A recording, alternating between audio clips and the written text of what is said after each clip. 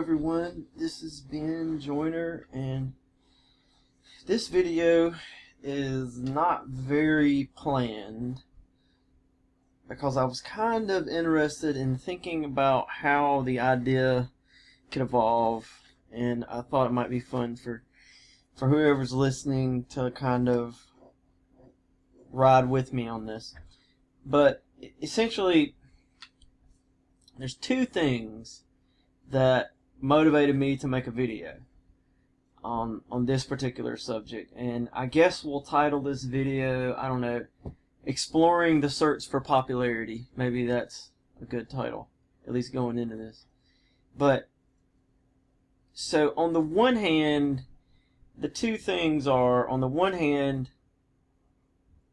the need to be popular and loved and respected, and like the ridiculous things that go on in search of that, the immensely ridiculous things, and the powerful connection that this has to the sexual relationship. So for example, I'm a man, and it has been my experience with men in general that they greatly connect their social status to how strong of a relationship they have with females. I don't know how to speak about this generally without like giving ideas, but essentially I'm hoping that, as far as like, I'm just trying to speak about this generally so that we can introduce it and just kind of give you what we're talking about. But like the crazy search for popularity and social status and attention and fame and all of that goes on. So there's that. But on the other hand, the other thing that motivated this video for me is, again, what I read in Dallas Willard's book, Renovation of the Heart.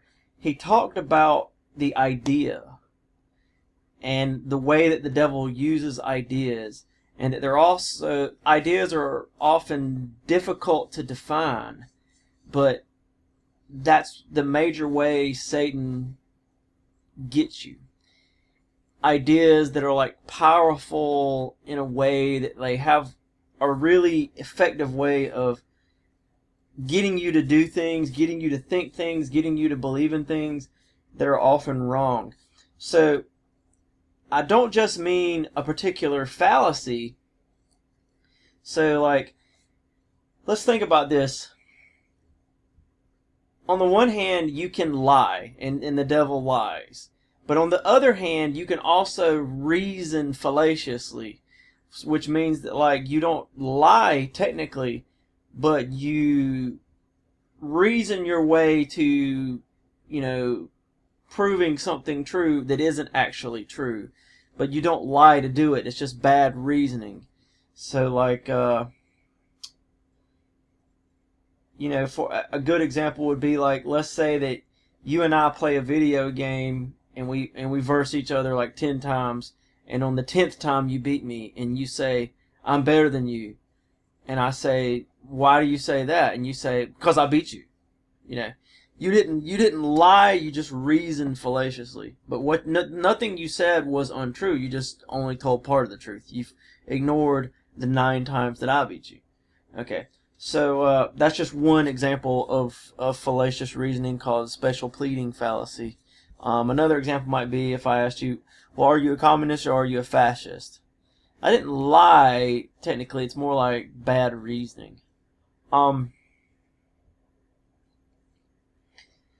Now, so there's fallacious reasoning and there's plain old lying. But what I'm talking about is a little bit more than that. So if we go back to the Garden of Eden, you've got Eve there. And Satan didn't hit her with a stick. He hit her with an idea. He told her God was a liar. And this began to work on her. And she wound up eating the fruit. And Eve decided that the devil was telling the truth and that God was lying to her. And so, as we can tell from the story, Satan did just outright lie.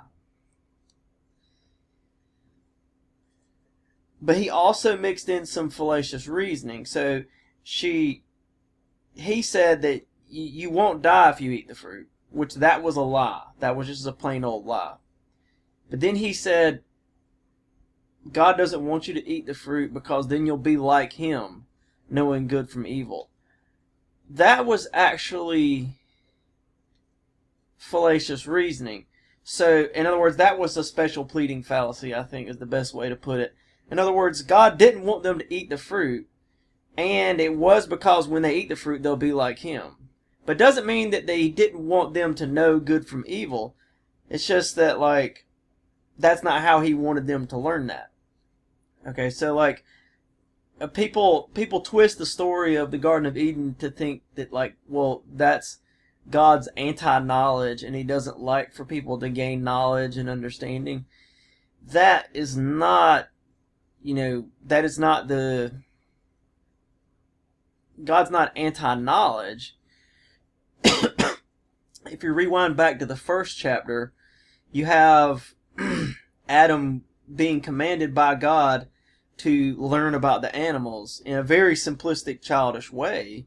He said, name all the animals, Adam, which there would be a lot of animals. But that's essentially the beginnings of empirical science and observation for any child. Doggy, cow, chicken, like, that's one of the first things you learn. I remember when I was a kid, I had a little thing called a See and Say. And it was a big round thing, and you're a little kid, and you pull the lever, and it goes do. And like, there's like pictures of, little cartoony pictures of the different barnyard animals, or like animals the child would know about. And it lands on one of them, and it says, the cow says, moo, and like, so the child is learning to associate, this is what this is called, and, it looks like that. And so the child's learning to speak. So, given that God, has Adam do that, it's very unreasonable to say that God is against knowledge, but the fruit becomes like a magic shortcut to knowledge. And that is essentially always a bad thing. Magic shortcuts to knowledge. I remember when I was a kid, we had to go to school and I didn't like it. And there was this other kid in first grade, his name was Matthew. And we came up with this fantastic idea. Because they always told us that milk was good for us. So we said, well, what if the milk made us already know everything we had to learn at school, and then we wouldn't have to go to school? And we just, in our little child minds, we kind of drank more. We got to drink a second milk that day, hoping that, like, it would work out like that, in our little, kids have the power of imagination, right? So, like, that's not the, that's sort of a fantastic shortcut to knowledge. But there are real life shortcuts to knowledge. It's when, that we deal with all the time. In other words, in real life, we always take shortcuts to knowledge. It's something that goes on all the time. It's when people decide to believe things that they don't actually know are true, or when they jump to conclusions, when they make assumptions, when they delude themselves, when they go crazy, like when we reason fallaciously, when we lie to ourselves, when we believe other people's lies. Like, we take shortcuts to knowledge all the time, and it always leads to false knowledge, like where we're not careful and we don't pay attention and we don't think things through carefully. So there's a real lesson in that, about shortcuts to knowledge. Like, that's a good lesson, among the many lessons that are in the Garden of Eden story. But so that kind of illuminates what I'm talking about. First of all, let's get back to what Satan was doing. Satan lied. He said, you won't die, which that was not true. God said, you eat it, you'll die. and they died. Okay, so Satan lied. God was telling the truth. Second of all, Satan reasoned incorrectly. He used a special pleading fallacy, I guess would be how I would term it, where he told half the truth. Yes, God didn't want them to eat from the tree.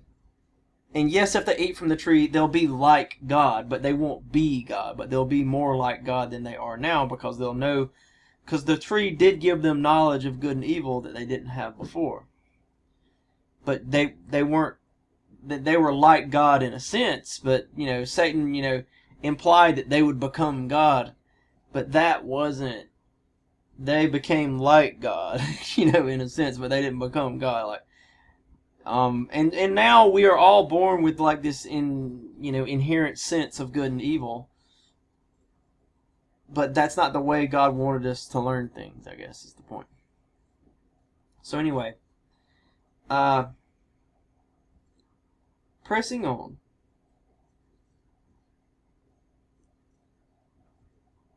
This is the added point. I mean, we see that Satan used fallacious reasoning. And Satan used a plain old lie. But there's a larger idea behind all of it that makes it seductive, I guess. To seduce means to draw somebody away. That's what it means to seduce. Whereas provocative, or you provoke somebody, you get someone to go do something. That's a different sense. But to seduce means to draw someone away. So what's seductive about the idea is really God's a liar. Calling God a liar. That's the real powerful idea. Because all Eve and Adam and Eve had ever done is they just trusted God. To that point. And he just like, what? God's lying? Like, he comes in and introduces that. And that's the power. That idea is powerful for them. And it overwhelms them with a lot. And really, they need to take the long road to knowledge at that point, right? So, now that we've kind of laid that little bit of groundwork, what I want to think about is like the desire for popularity and fame and social status and to be liked and to have attention. Most people will tell you, in general, my experience is most people will tell you that they don't care about that stuff. They don't care about having people like them. They don't care, here's what people say. I don't care what people think. Okay? That's essentially a terrible idea. On one level, I mean, as a Christian, you want to make disciples of Jesus, which means you care about what people think. You're trying to get people to think the right things. But in another sense, you still care what people think about you, don't you? I mean, if someone loves you, don't you care that they love you? So you care about what people think. But then there's another sense in which we feel like that's very true. Like, I don't care what people think. We know that there are people who spend way too much time caring what people think, and it causes people to do really ridiculous things. So, like, let's give some examples. Let's see. The best ones typically involve romance, right? And the lovey-dovey's. Maybe not love, but maybe something along that pathway. So I remember when I was, let's see. Yeah, I was like 24, 25, I think. It was a long time ago. So like, there was someone I knew, and he basically came, I don't know how to say it. I don't know what the right way to say it. He had powerful feelings for this girl. And he she was a cross country runner, like an actual athlete. She ran cross country, and she had red hair, and that's all I ever knew about her. And like, so this was someone that I knew, like a friend of mine. I would hear him talk all the time. So now I'm going to hear him talk about this girl. And so he, first of all, he seemed to sort of convince himself that he always had a thing for redheads, which I had known him for since I was 10 years old. And I don't think so, buddy. Like, this is coming out of the blue, you know? Never, you know, this guy had never been secretive at all about his attraction to women. He would just draw pictures when we were in high school and shove them in your face and want to create like sayings about what he thought was, you know, good looking. And redhead never entered into it. But all of a sudden he'd always liked redheads, you know. That's one little quibble, I guess. You know, maybe he just never told us about that.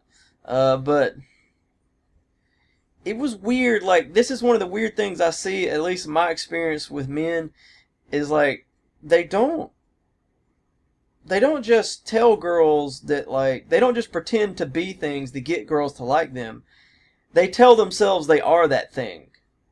And then to convince themselves that they really should be with that girl, even though they're like, that's not who they really are, and they haven't really done the real work of changing who they are, really.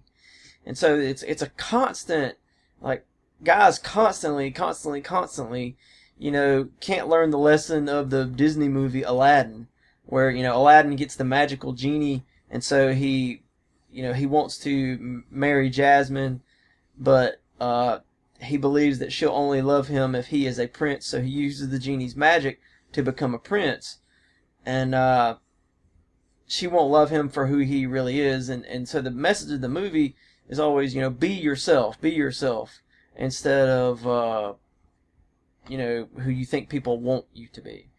Of course, there's a downside to being yourself, because from a Christian perspective, we are sinners under the wrath of God, and we need to be transformed by the, you know, do not be conformed to this world, but be transformed by the renewing of your mind. Not the removal of your mind, but the renewing of your mind. But that process doesn't happen overnight. And you don't just go from someone who literally could not care less about exercise and sports and any of that to being someone who is a long distance runner overnight. But this girl did it, and he somehow had feelings for this girl. So now he's always liked redheads, and he runs in these, and so he would go run in these races and be, you know, and like, I remember this so vividly.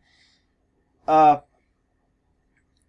wish I could give more details because it would make it so much more potent, but I don't want to, you know, give away people's lives, because I'm just using this for an example, but it would make such a better example if I could, like, give more details. But essentially, this guy had always, he had never put any time into physical exercise other than, like, lifting weights, because he wanted to be a big muscle man. But he was naturally basically a very gifted cross-country runner. And that was the irony of the whole thing. He went to go run in the races, and like, he won like 3rd place or something, without practicing ever.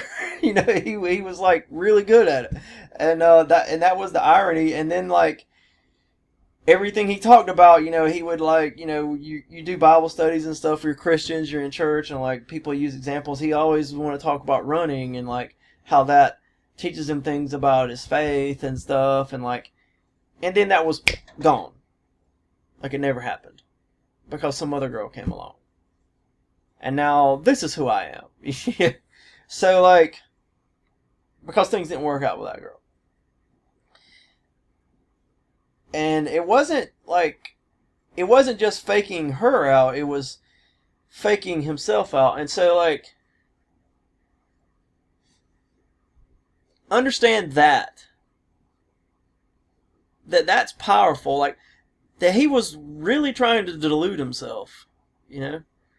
And the ironic part was he was actually really good at the running. But I've seen it more than once. I could give example after example. I had another example of this guy, a friend of mine who I'd known forever, and he really liked criticizing and insulting people. That was who he was deep down inside. And he started dating this girl, and like, she was everything had to be sweet and happy, and like, she said he was only allowed to watch, like G-rated movies, and he had to change the way he spoke. He couldn't use any slang terms. He had to enunciate all his language clearly. And he just fully embraced it, like that's exactly what he believes in too. And he would do it around us, even when she wasn't around. And like, he wouldn't watch any comedy movies with us, because he would only watch G-rated movies, when like, literally before that, this guy's life was dedicated to watching those movies.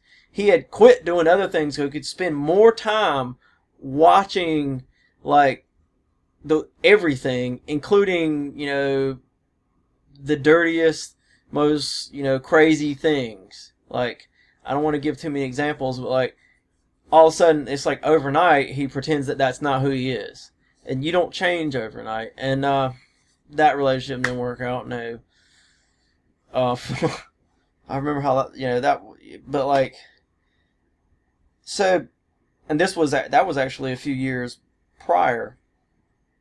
And I can give an example. Girls do it too. I remember this one time, like,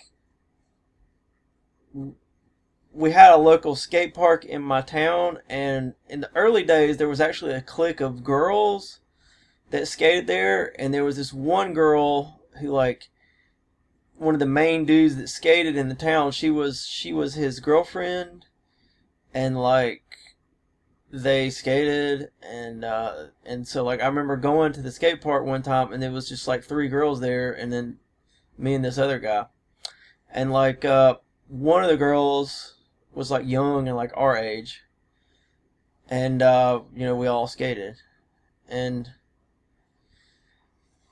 I mean, this example from like 1997 is useful on other ways, so maybe we'll stick with it. But so, like, we came back another time later, and only the younger girl was there, and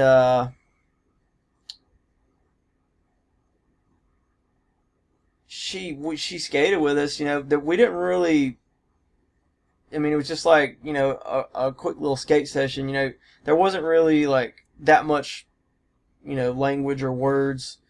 We didn't really, get to know one another that well, just like one afternoon. And like, a few weeks later, she wrote the guy, my buddy, she just wrote him letters in the mail saying that if he didn't go out with her, she would kill herself. And she threatened, to kill herself if he didn't go out with her. And like, how did she find his address, because like, this is like before the days of social media, but like, I don't know, but like, that's the way it went down. You know what I'm saying? And like, what's the deal here? We're so concerned about what other people think.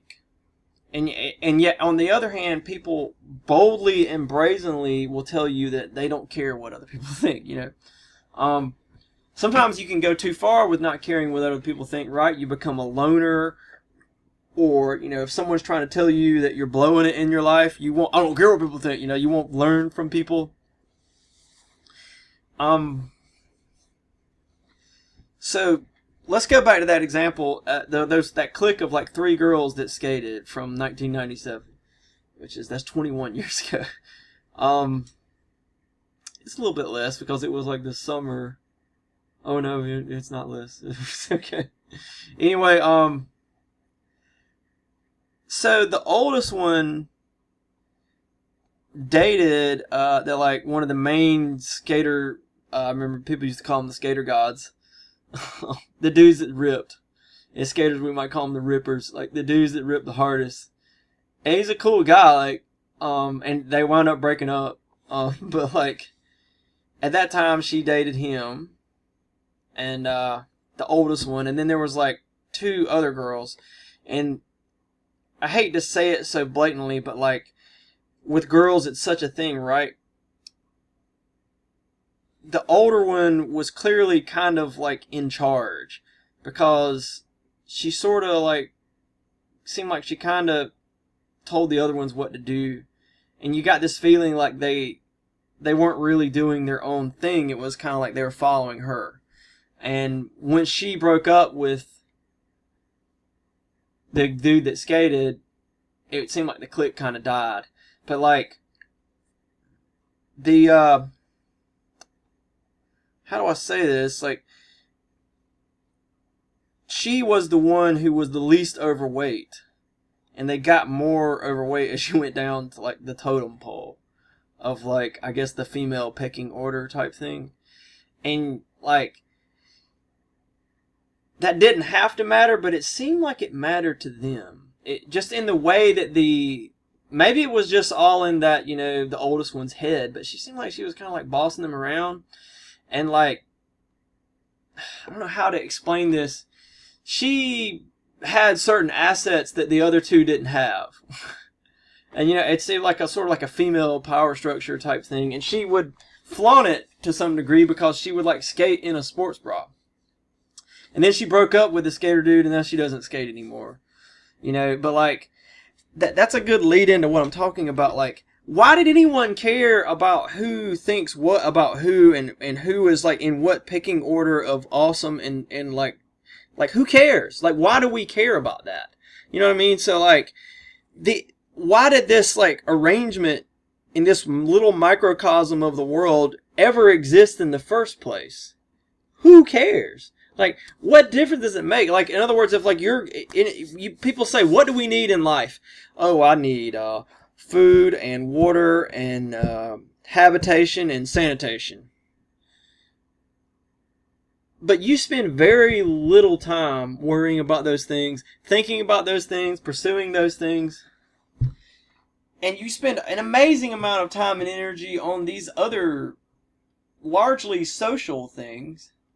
And this is my point. They so often lead us to do bad, terrible things. Let's see if I can get some more examples. Certainly, I think everyone could give an example from school. It's such a thing at school, where people have rules about who's cool and who's not, who's popular, who's in, and who isn't. And then there's people that like try to work their way up the social ladder by being friends with lots of people and that kind of thing. Like, one of the things that really always kind of just annoys me is the guys who like feel the need to always talk to girls. Like, anytime there's a pretty girl ever anywhere, they feel the need that they have to like publicly display, I guess. I don't want to like read into what people's, you know, hidden intentions are, but it's difficult. But like, basically, so I'll just describe what I see is like, they will immediately have to go and have conversations with those girls. And it's like, I don't think there's really any reason that you're having this conversation other than the fact that these girls we're here in this context, and these girls are, you know, standing out as attractive. Like, why are you talking to these girls? So like, you know, so if it was me in the room, like, there's infinity of people around here that like, in many situations, like, you're acquainted with all of them to some degree, but you singled out these girls and had to go talk to them, and then it like gets to a point where maybe it's more of a small town thing. In any environment, you spend so much time targeting those girls that wherever you go, you have a fair amount of those girls that you're acquainted with. So that, like, you just are constantly talking to these girls. And, maybe you're just someone who just gets along well with women, but in my experience, I don't think that's what's going on there. It's like, and so that's really what I'm talking about with this video. I'm like, what is going on? Why do we worry so much about trying to have a certain social status? Because it's so often it leads people to do bad things. And so, like, what's going on with it? And I think just saying, well, I don't care what people think is not remotely a good way to approach it. But, like, what is it? Well, I think the Bible talks about, if you look at the 3 temptations of Jesus, maybe we get a start on it. Like, the 3 temptations of Jesus are a fleshly temptation. He's hungry, right? And so Satan tempts him to make the stones into bread. And so that's like a fleshly need temptation, which in that temptation, you don't care what people think. Like, I want to eat cookies and I'm going to enjoy the cookies, or, whatever it is, whatever fleshly pleasure, I'll lay in the bed and not go to work, that kind of thing. That doesn't, that's not about other people's approval. And then the other temptation is where he promises Jesus, like, control over everything in the world if he'll just, like, bow down to Satan. And so that temptation is probably the temptation of pride, to have control, which pride isn't necessarily about social status. So you can be proud, and if people don't respect you, you can be like, they're wrong, because you're so arrogant and so proud, So pride isn't the same thing as the desire for social status. But in the other temptation, you've got Jesus taken to the top of the temple in Jerusalem. And understand that this was a very public place where a lot of people were. And he's told to throw himself off the top of the temple, and then angels will come and protect him. And so Satan's, of course, giving a biblical justification. It was okay for you to do this. God put in the Bible that you could do this, blah, blah, blah. But, like, the temptation is to, like, use the dramatic gimmick to make people think a certain thing about you. In other words, Jesus is here to convince people to believe in him. And one of the easiest ways, he could have just snapped his fingers and summon, angels, or even one angel. And from the perspective we get in the Bible, it's normal when angels show up that people are terrified and afraid. It's certainly that way with Mary, his mother, when Gabriel shows up. So, like, if you want people to respect you and admire you and follow you and listen to you, then, like, you could do something like that, like show off, basically. And Jesus doesn't do that. So, Jesus does show people who he is. He performs all these miracles, and that reveals who he is. He does a lot of teaching. He does a lot for people, and he explains things to people. But in Jesus's era, in his time, they had a really mixed up idea of who the Messiah was. And so he had to be very careful. And he couldn't just come out and just call himself the Messiah, because they would think he was that other idea of Messiah and not the one that he really was. So he very carefully unpacked who he was for people. He made it clear who he was, but yet he didn't do the, like, snap my fingers and have angels show up kind of thing. In other words, there's a lust of the flesh, there's a lust of the eyes, and there's a pride of life. In other words, the lust of the flesh, like the lust for pleasure in fleshly things, maybe sex, maybe rest, maybe food, whatever it is that brings you physical pleasure. The pride of life, I think we understand what that is. But the lust of the eyes, the overwhelming, consuming desire that fills you from head to toe to have people see you in a certain way, so that you will basically do things to try to manipulate the thoughts of others. So essentially, it's very fascist. It's very like tyrannical. What you do is you start trying to control what other people think and make people think things. And so that's, for me, from my personality, I get very repulsed by it. Like, I can't stand it. Like, I really hate it because I don't like when people tell people what to do and what to think. I hate that. So, like, I just really, like, it's just, ugh. Like, if you were to smudge a turd in my face, I would prefer that before you tell me what to think or what to do about anything. I just can't stand it. You know, I just want people to be free to make up their own mind, and not try to manipulate the thoughts of others. So,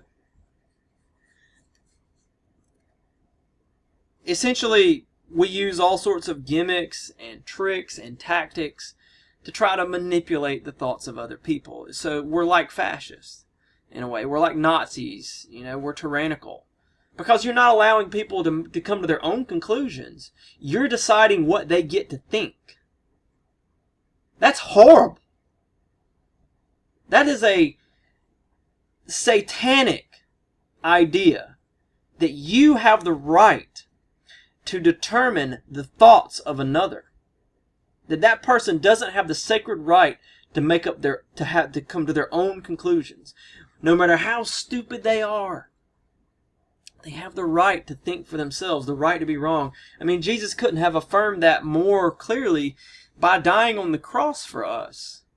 You know, because he had every right to bring the Thor's hammer down on us, right? And smash us all for being bad. But instead, he died for our sins. Which affirms, hey, you're wrong, but you have the right to be wrong if you want to be wrong. You know, freedom, liberty, viva liberté. You know, that Christianity will not be something we're going to force on anyone. It could not be more clear, you know. In the New Testament, I can't go into too many other verses about that because I'll wind up spending a lot of time on that. But they're there. So like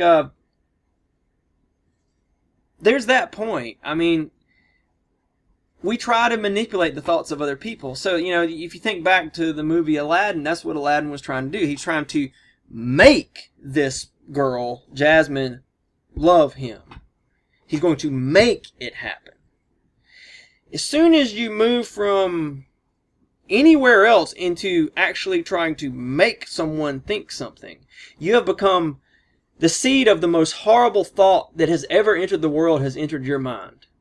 That is one of the most disgusting, evil, pure evil things like that you can think of. Because you have violated a person's very thoughts in your heart. You know, like Jesus said, if you hate someone, you've already murdered them in your heart. If you, you know, he talks about looking at a woman in order to fill yourself with lust for her, and he says you've already committed adultery with her in your heart. Okay. Here's the thing.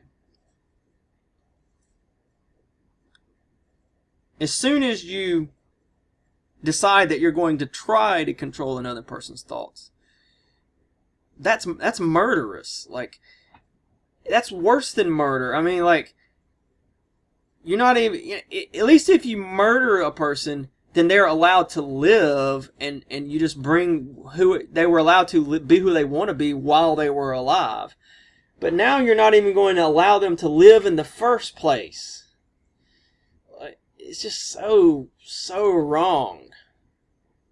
But yet it's so seductive, and we get so tapped into it. You know, so like, people spread rumors, right? People always talk about girls spreading rumors, like as though men don't spread rumors.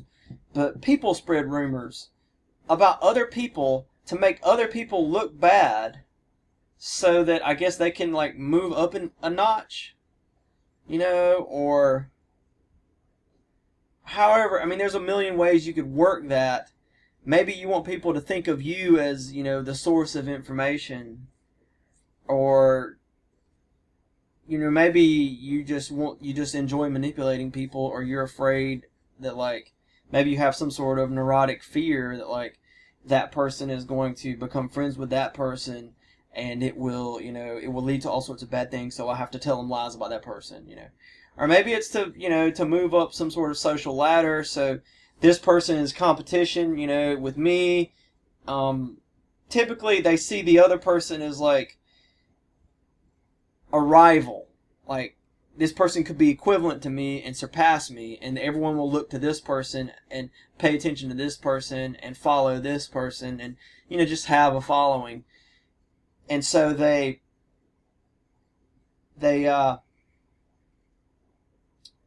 will tell a lie about that person, you know, or spread some sort of rumor, or stretch the truth a little bit.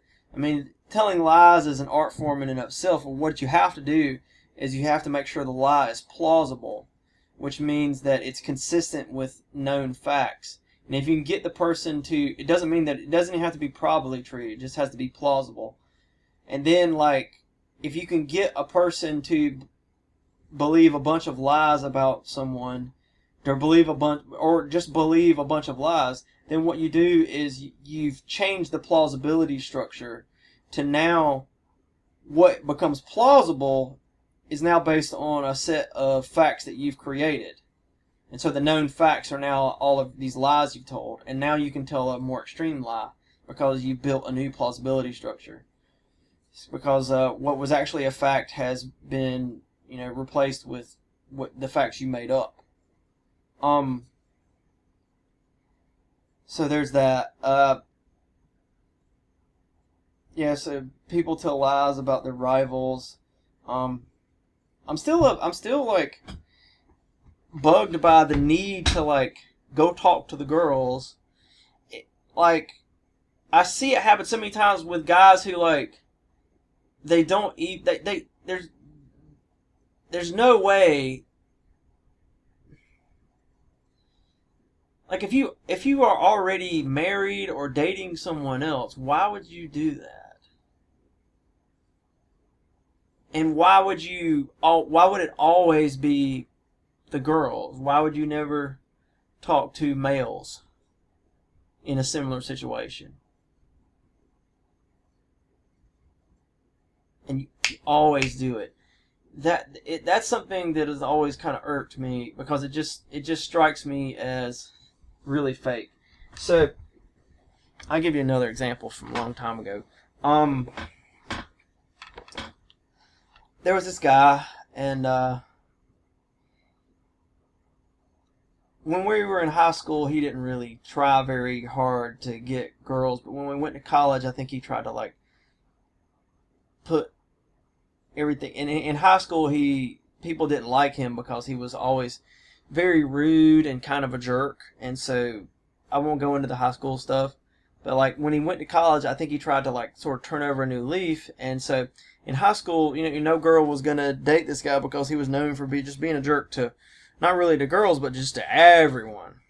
So what he did when he went to college is, like, there's, like, a lunchroom, and the college I went to at the time, it was something like 5 girls for every guy, or something like that. And I think it just went up and it got to, like, 12 or 15 girls for every guy. I don't know if it ever equalized over the years, but so there's a lot of females at this school, at this college. And he was there too, and so, like, he would just sit in the cafeteria lunchroom, which was at lunch at that school. This is a ton of people in there, and he would sit at a table by himself, and, like, this will tell you how long ago it was. He had, I think he had a Walkman that, like, played a CD, and he had, like, headphones, and this was before earbuds existed. So, like, you could turn the headphones, like, up loud enough where other people could hear it, and he was just playing, like, the theme song to the TV show Friends, which at that time, that was already pretty lame. I think this would have been, like, 1999, actually. I mean, like, who's gonna listen to that, like an actual song? But like it was a TV show. So like, but anyway, he's blasting that. So you already understand the situation. He's blasting that, and he's sitting. There was like a table that like was right there where you come in. There was like only like two people could sit at it, which usually means that one person sits at it. And then there were like kind of big, more lunchroomy tables in the place, and like so everyone that comes in the place has got to go by there, and they go to like the food area where you get the food, and they wait in the food lines, and then like they go out to the sit down area and eat the food, you know.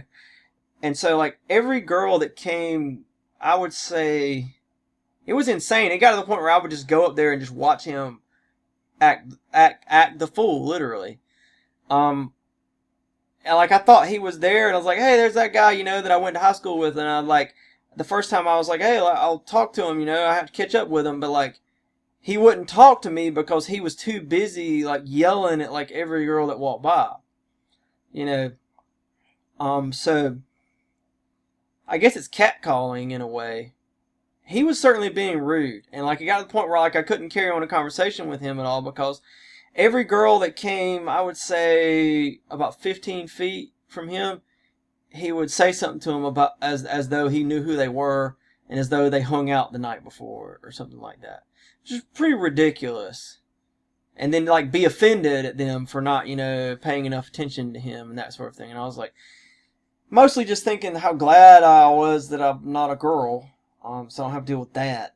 But like, it's just insane, you know, to have to deal with like men, like they're like attracted to you, and like it makes them just do the stupidest stuff. But like, I guess that's catcalling. I guess that's, you know, the term that people have. Well, if you could expand that out, another thing I don't like is like cat conversationing. You know, where like you go have a conversation with a girl and you're not like hollering at her at strangers, but like you're just being annoying. Like you don't have any reason that you really want to talk to her. You're not friends with her. Like you're just being annoying.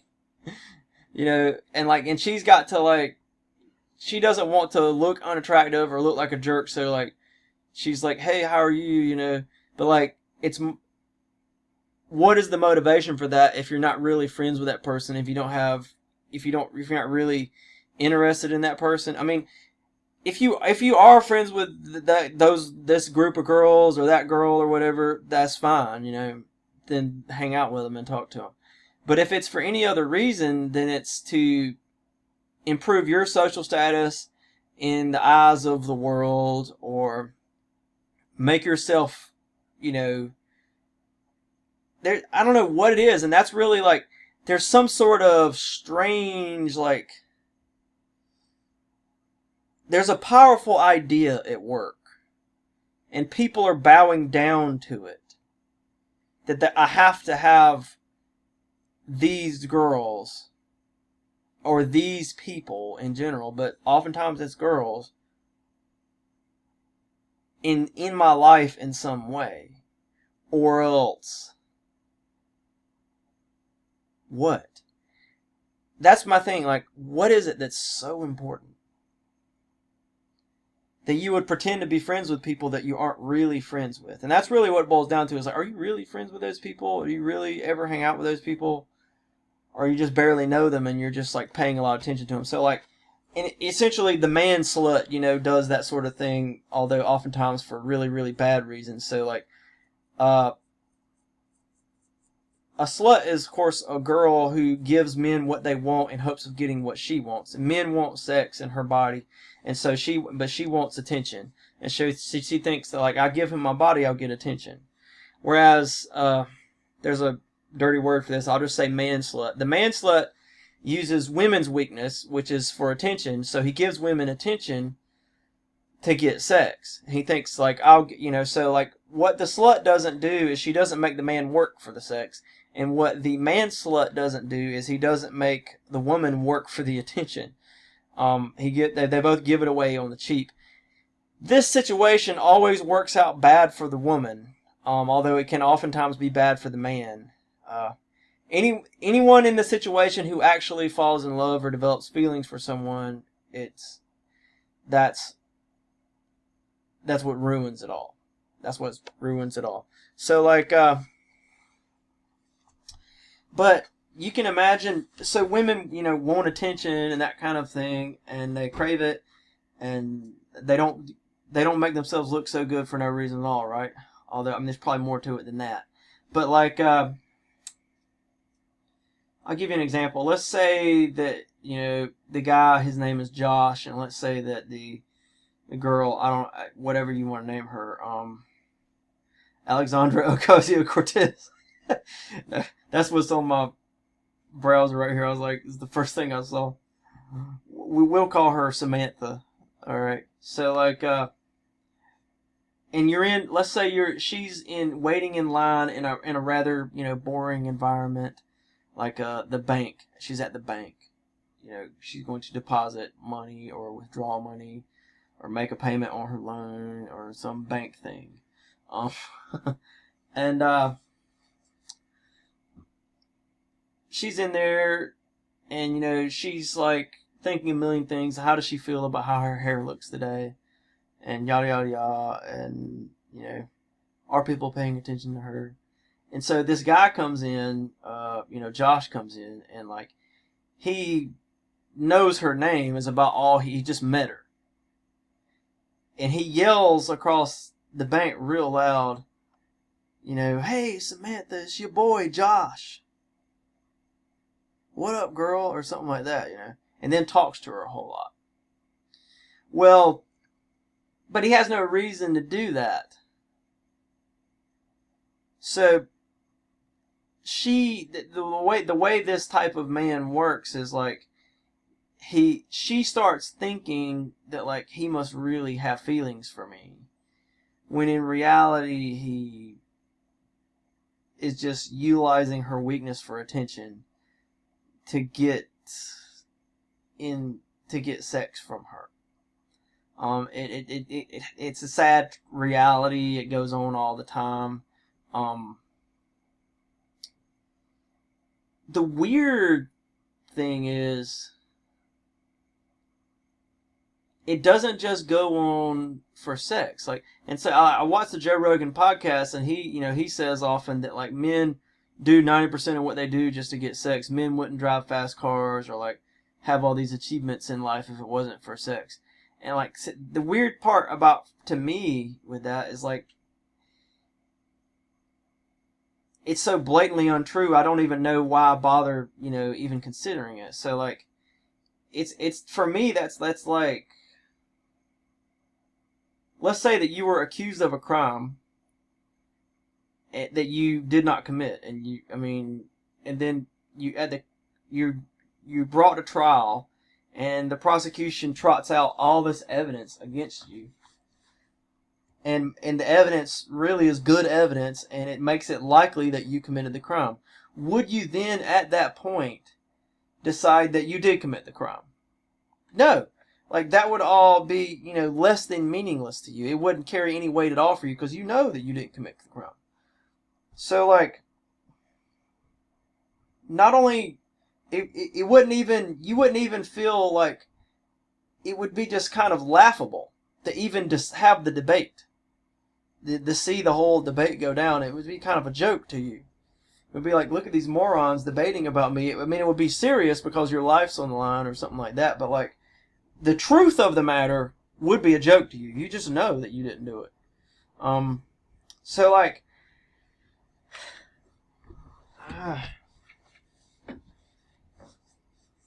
what I would say to Joe Rogan is like, I spent a lot of my life in Christian circles where men do all of the ridiculous stuff, but there's never any sex. They don't just do it for the sex. People are obsessed with like fame and popularity and being, like the it person. To the point that like, they don't want other people to succeed in their endeavors. So like, I've seen men do the same sort of man-slut behavior in Christian circles where, generally speaking, not always, but generally speaking, sex isn't on the table. They're not doing it for sex. They're doing it for something else. And it's, you know, if you can imagine how ridiculous that conversation is that Josh is having with Samantha, then, like,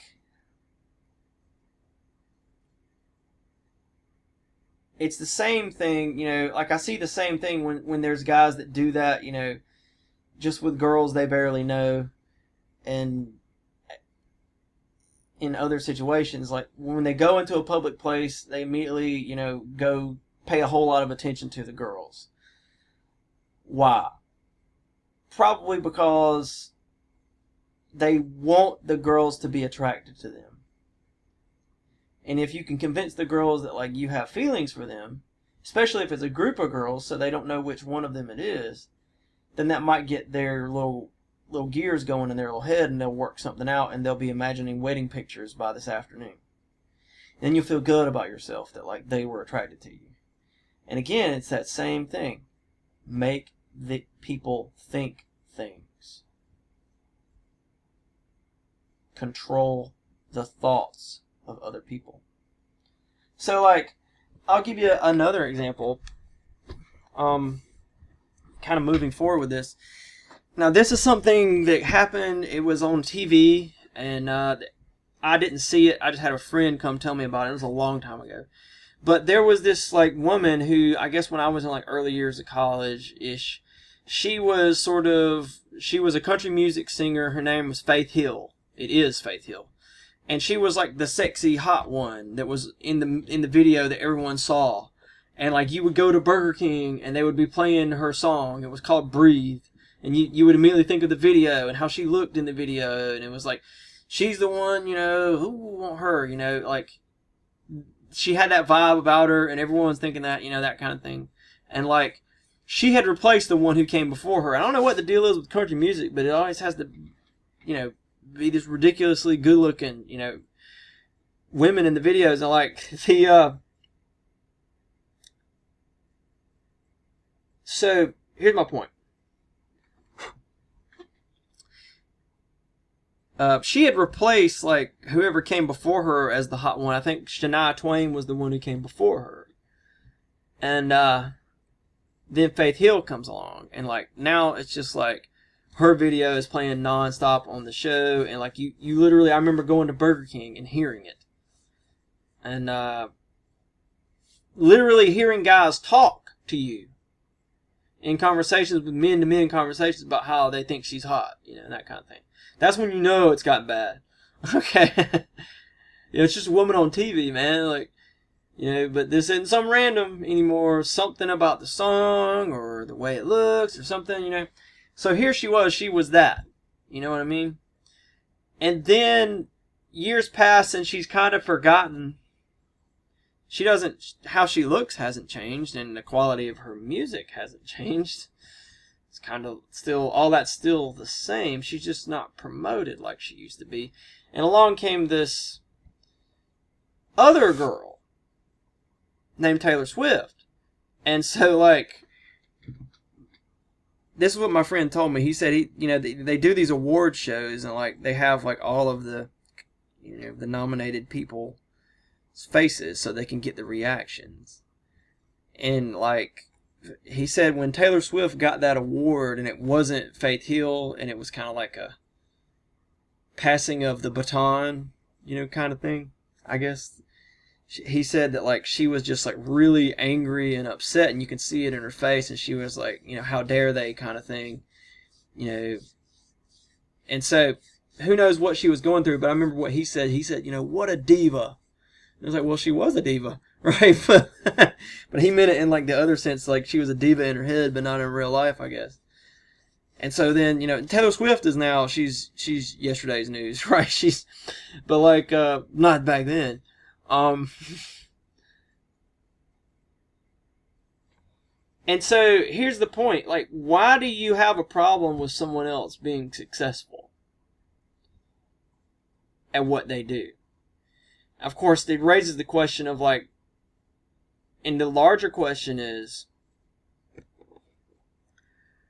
if you were so concerned about popularity and fame and social status, and it was so important to you, how did you lose it so fast? Where did it go? What happened to it? You sort of see what I'm saying there? It's like it got deleted overnight. That's pretty weird. In other words, you could look at Faith Hill, right? Did her music get any worse? And that was pretty much the same. Did she look any different? If that's, what it was about, which it probably was. She looked the same. But this other girl came along, and now she's the hot new one. And you're yesterday's news. And they dropped you like a bad habit, like a leper. She did she have leprosy? What was the deal? What did she do wrong? But then, on the flip side, why do you have a problem, with someone succeeding at what they do? What do you want? You're going to go to sabotage her songs and, scratch all her CDs or something before they make it to market or something like that, Is it going to turn into actual political... Because in politics, they totally do that, right? In actual politics, I remember, I think it was on the Obama versus Mitt Romney race. There were the negative ads got going, and I don't remember if it was Obama or Romney, but one of them ran an ad where they literally said the other guy has started you running negative ads on us, and the negative ads literally were just it was like a gun that shot turds, and it was a turd gun. He's using the turd gun, and it was it was an actual political ad, where in politics they totally do that, they're they totally, don't want other people to do well, to the point where the most ridiculous example has got to be Donald Trump, right? At least in modern memory, they just can't stand for this man to succeed on the other side. They want him to fail, So Bill Maher literally said that he wants there to be a recession. I mean, I saw the comment. Maybe he qualifies it later. He says I know some people will be hurt, but it'll be worth it. We can get rid of Trump or something along those lines. I mean, it was an incredible statement. But so anyway, here's my point. First of all, fame and popularity comes and goes. It dies real easy. It's real fickle. But on the other hand, it's also very easily manipulated. I mean, what really made girl B replace girl A, and then, girl A had replaced the girl Z from before? Just whoever they just ran, on the radio all the time and on the TV channel all the time. That's really, at the end of the day, their songs were pretty much the same. People could identify with either of them. They both look really good. So, what it boiled down to was just whoever they ran on TV a lot. And in the mall, and you go eat at the restaurant. You hear whose song you hear at Burger King, and everywhere you go. That's what you're going to think.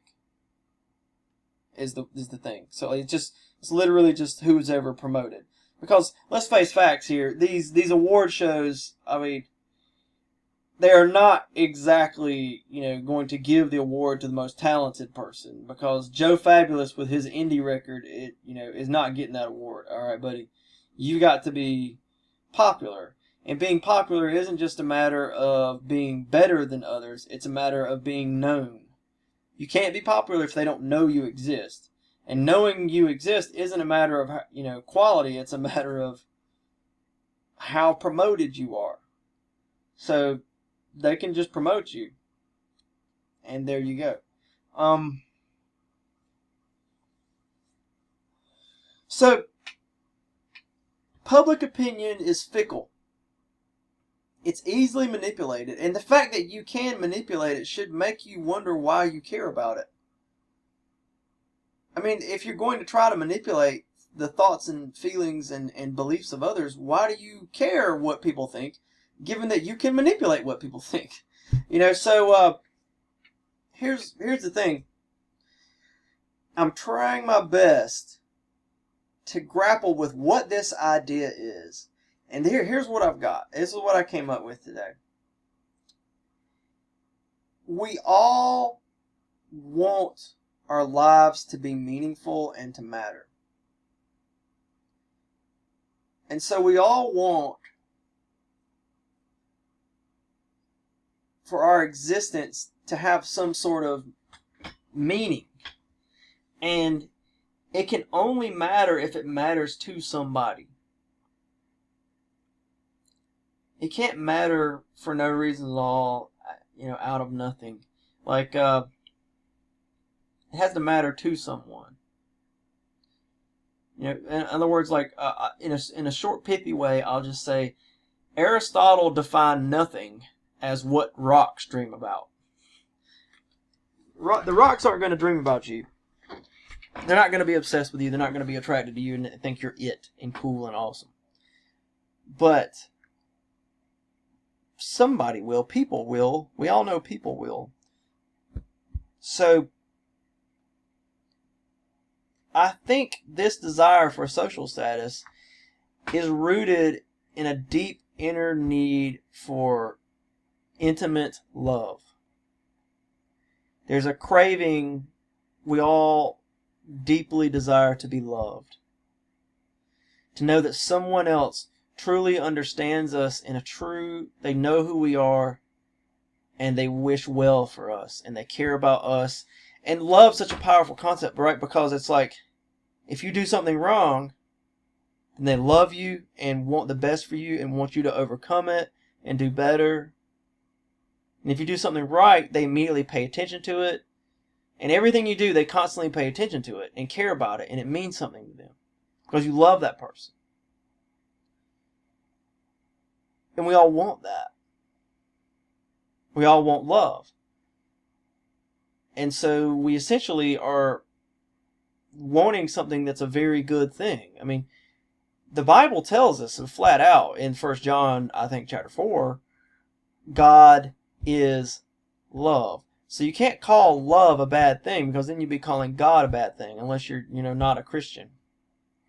You can be not a Christian, but, for now, we won't look at that particular positionality. I hate that. There was one video where the guy said, he was like, I just was trying to understand what your positionality was. He's like, you're not trying to understand what her positionality is. You're trying to understand what her position is. It's not positionality. And they were using problematic and positionality, and it was like, English, do you speak it? Okay, so anyway, we all want love. We're deeply desiring love, but the problem is this: it's not real love if it just dies, if it withers and dies and sort of fades away and shifts to the new person so quickly and so easily. And then if it was able to be manipulated by you in the first place, then what good is it really? And if it's based on lies, because usually to manipulate the thoughts of others, you have to lie to them. You're going to have to. On some level, you're going to have to get them to believe something that, just isn't real or true. So, like, I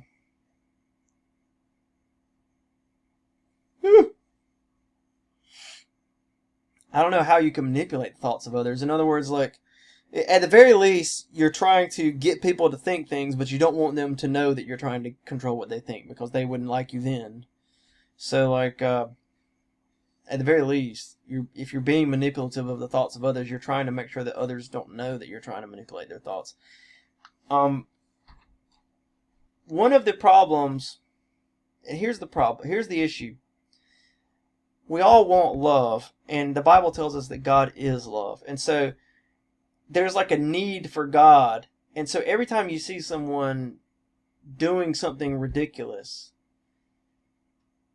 for social status and fame and society's approval. At core, I think it's a desire for love, for real intimate love. You want them to know you, and you want them to love you, to follow you.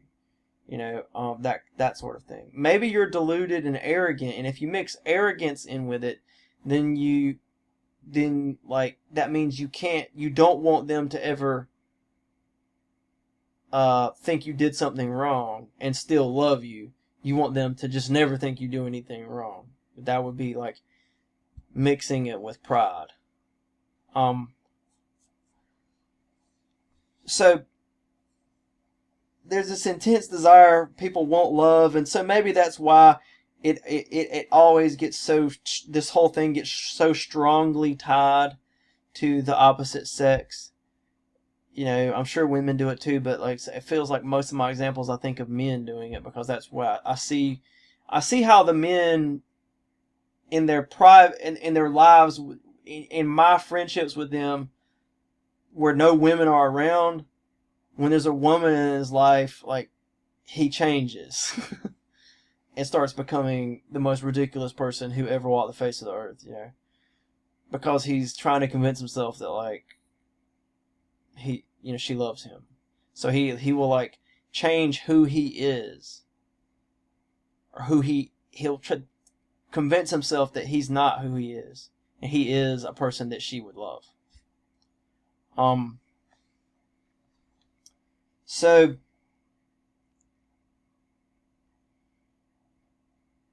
he needs to watch Aladdin. So the thing is, we have this deep inner need, and I think you can see where I'm going with this. It can only be filled by God. God is the only thing that can really take care of this problem and fill this need for us. There's just no other hope, because God actually loves you. The Bible says God is love. God cares about every problem, everything you've done wrong, every stupid idea you've ever had, every thought of yours. God's constantly paying attention to you. In a sense, we all think about God more than we think about money and sex. You think people think about money and sex more than anything. Not really. We kind of, in a sense, we're always thinking about God, because God is the creator of all things. All things are held together, and He determines the moral law and values that determine all of existence. So you can't really separate God from anything you ever think about, in a way. So anyway.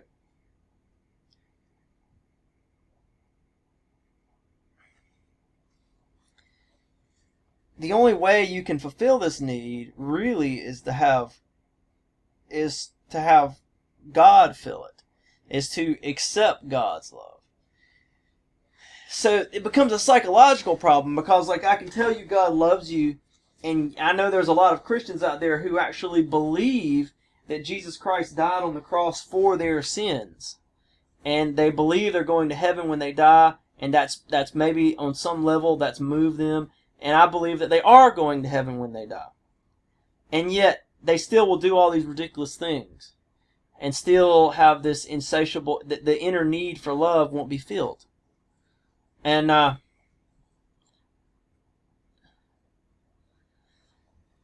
it's because the problem is rooted deep down in your soul, deep down in yourself. It's not something that I can just give you a few facts and you can say, okay, well, then I won't be stupid anymore. It would be great if you could just give people proof and evidence and show people the truth, and they just would stop being stupid. Wouldn't that be great if we were all like Mr. Spock off Star Trek? And logic, Captain. I don't let my emotions or anything else cloud my judgment. I logical all the time. People aren't like that. Okay, people have mountains of nonsense, and it's very hard to wade through it all. So anyway, here's the thing.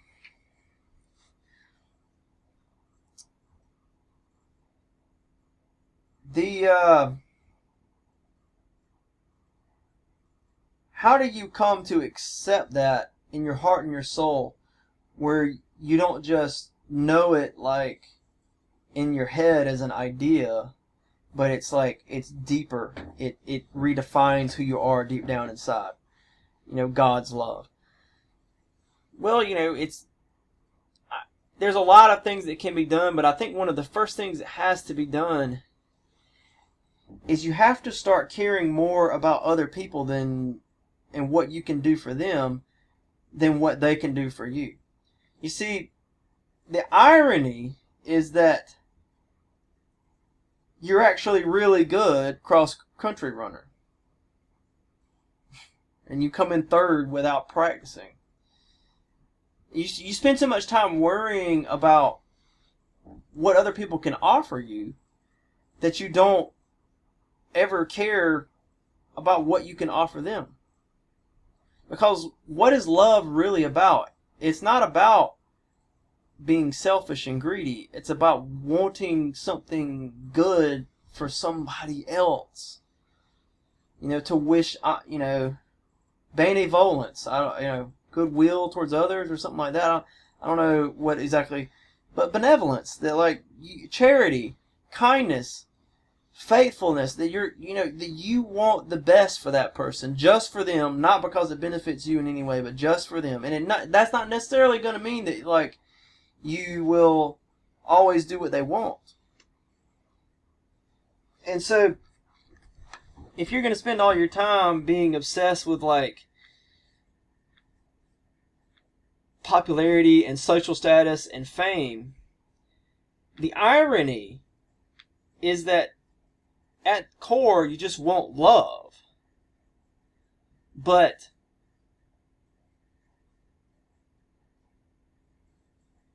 you are really a naturally gifted cross-country runner. In other words, if you really believed in love, and if you were really seeking love, then maybe you should start thinking about the love you can give.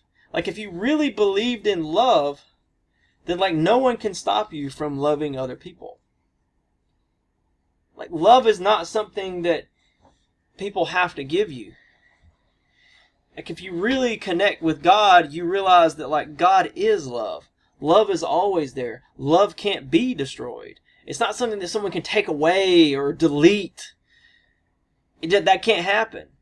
It's not something that can be manipulated or tricked or will just fade away for the next new one. And so that's what happens, If you really believe in love, then you will believe in loving people, because that's what love is all about. But if you don't believe in love, then why on earth are you spending all of your time seeking it? So it's like they stumble over the stumbling stone, when instead it should have been a stepping stone. You're seeking love, and someone's trying to give it to you, but you don't understand, and you're not getting the idea that love is all about the idea that it's better to give than to receive. What Paul tells us, Jesus said that. It's one of those few words in the book of Acts that's written in red. And it's better to give than to receive.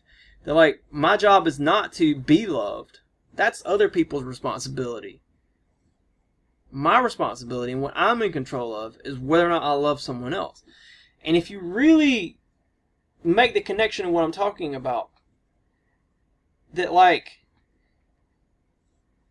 you're spending all of your time seeking after love and doing stupid things to get it, and becoming an evil person and literally satanically trying to manipulate the thoughts of others.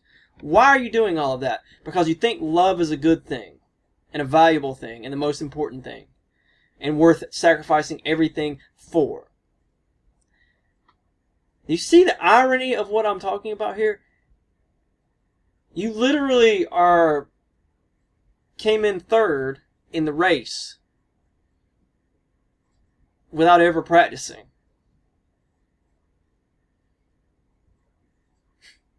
That's what happened. That happened. That really happened. I remember I watched the guy. I mean, I was working that morning. There he goes, running by.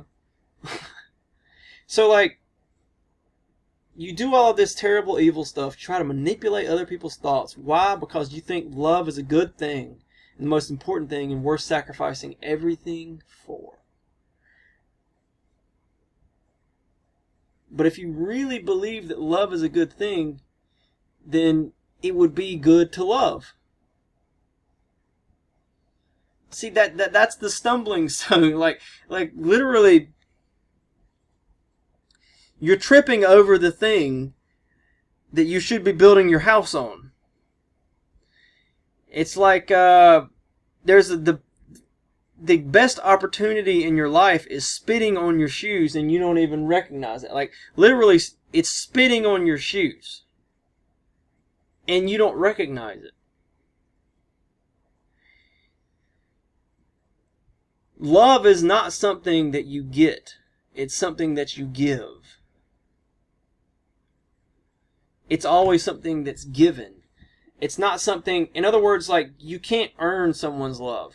You can't deserve someone's love. Because real love is not something that is ever earned or deserved. It's something that's freely given. It's something that you would give to someone, you know, in other words, like, 1 John again defines love like this, that Christ laid down his life for us. Therefore, we ought to lay down our lives for our brothers. That real love is something that is truly committed to what's best for you and to helping you, even though you super don't deserve it. So, I think that's 1 John 3:19. So anyway, that's kind of the point there. Is like, there's a powerful idea at work where we're spending all of our time trying to get something. And so, like, Jesus tells the Pharisees, I think in John chapter 5, you search the scriptures because you think they bring you life. But these are the scriptures that testify about me, and yet you won't come to me. Like, he's trying to give you the thing that you're looking for. But you have this powerful satanic idea that, like, you think love is about what people get. But love is not about getting things. It's not about taking things. It's not about receiving things. It's about giving things. The joy you have in someone loving you is not, even if you have joy in someone loving you, that it's not built in, like, the fact that you earned it, but rather that it's given to you in a committed way, that this person really cares about you, even if you mess up. But on the other hand, even if you do well, this person still cares. It's just committed to you no matter what. I mean, the best image of, you know, if you want to take all of the satanic ideas and that are pernicious and deep down in our consciousness, and we're not really able to define them but they wreak havoc on our lives. Jesus has his alternative idea, and it's expressed with Jesus Christ on the cross. There's a completely different idea expressed there. Look at that idea. That here is God, Almighty, who doesn't deserve anything bad to happen to him ever, who experiences the perfect relationship with the Father, the ultimate relationship, and he sacrifices all of that to benefit us, and we hate him for it, and he prays for us. Well, there you go. There's something to believe in if there ever was a thing to believe in. If ever there was a thing to believe in, it's that. And the image Jesus picked is a powerful one. The cross. It's so simple. It's just two lines crossing. There's a million different ways to make them, but at the end of the day, it's real simple. Now, that in essence, I think, is an attempt at, what I was trying to talk about. Don't be a fascist. Don't try to manipulate other people's thoughts. But like at the end of the day, I think people are doing all of this stuff that they do. I gave a bunch of examples. I could have given like a totally alternate set of examples, but I focused on the romance examples because I felt like those are the ones that really, to me, it just seemed like they were touching closer to what it was, all about there. So anyway, I'm sitting here trying to think of if there's anything else that we really should say about this. Just to kind of rehash, I keep coming back to that image of the guy who like pays attention to the girls even though he doesn't really want to be their friend. But he wants them to get that idea so that they'll fall in love with him. And like, if he really thought love was a good thing, then like, why didn't he ever love them? Like if you really think love is a good thing, then why don't you love people? You obviously don't think it's a good thing. But then you spend all of your time trying to get it. You're literally stumbling over the stumbling stone. And when you should be building your house on it. The truly indestructible love is the love that you believe in, and it doesn't matter if anyone ever does anything for you, you don't care, you still love them. That, no one can destroy that. And that will never be a bad thing. And you can never like mess up doing that. We get so worried about being a failure in life, but like loving people is always good. It just is good. So like there's just nothing wrong with it. And you don't ever have to worry about what if I don't do it. Or any of that. So like no one can take that away from you. In other words, like we constantly pursue success in this life. And in a sense, as soon as you just care about other people, then like even your own failures, like who cares if I fail? I just want to do good things. And even if I'm destroyed or killed, as long as I can do good for other people, it creates a different sort of motivation in you. So, yeah, I mean, when you're trying to get love from other people, the problem is that you're seeking for the thing that you're not willing to believe in enough to actually start doing it. So, it's just twisted, and it's a destructive idea, and essentially, it's as dumb as, saying that God's a liar and the devil's telling the truth. So anyway, I guess there's not much more to say about this. Thank you for your time.